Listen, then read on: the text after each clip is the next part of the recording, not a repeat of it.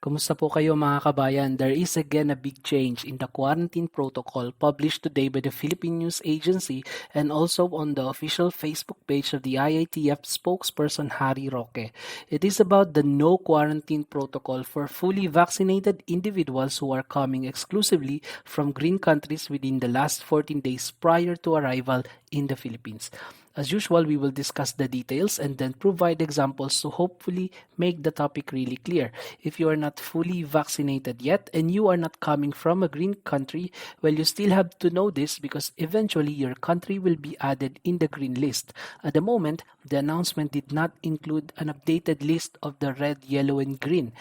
But, we could be expecting a new list in the next few days. So keep watching to know the details and be ready when your country is suddenly added to the green list. Let's begin with fully vaccinated in green country. But before that, we must make it sure you understand the requirements to be eligible to this.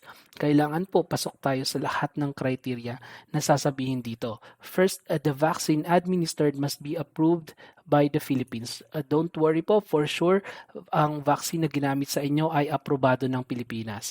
This part is the difficult part, to prove your vaccination status.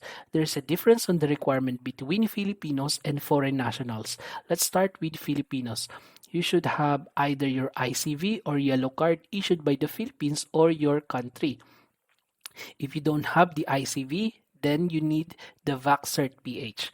But most of us are vaccinated abroad. The question is, which countries are issuing this yellow card?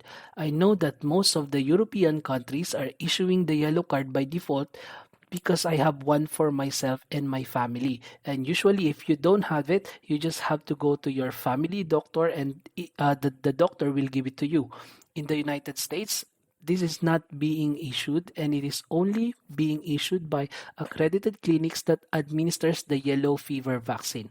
But I am not sure if it will be given to you if it was for COVID vaccination.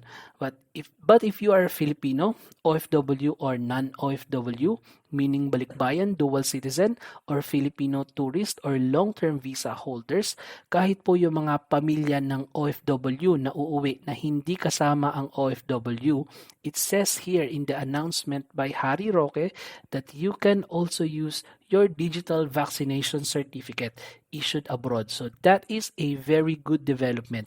Pwede na raw gamitin ang digital vaccination app na ginagamit sa bansa na kinaroroonan natin.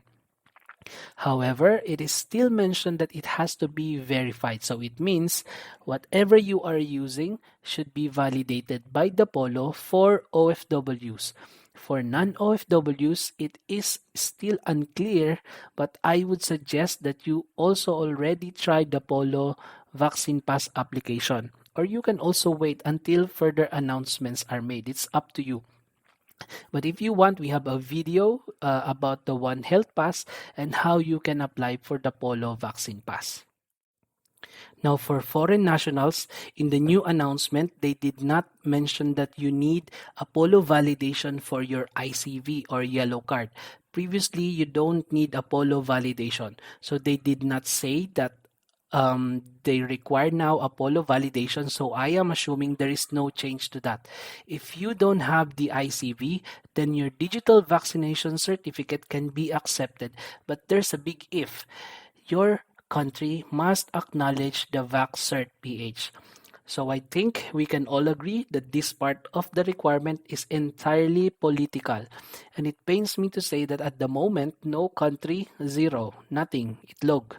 No country as of today is accepting the VaxCert PH.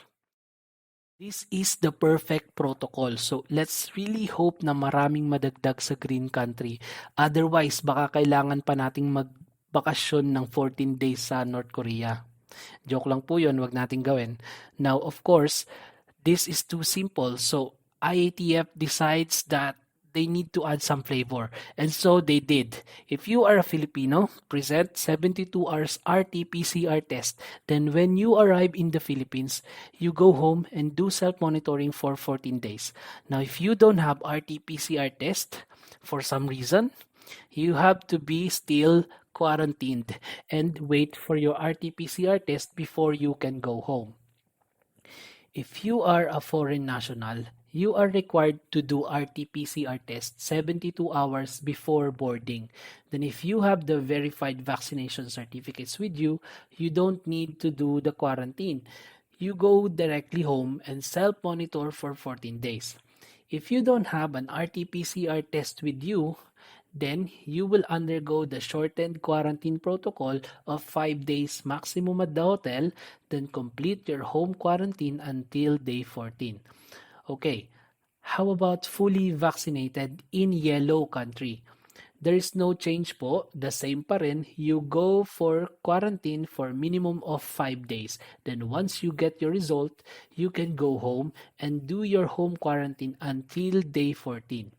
For all other passengers not fully vaccinated and not coming from green or yellow, it means those with no vaccine o walang bakuna, those partially vaccinated o kulang ang bakuna, and those with no verified vaccination certificate.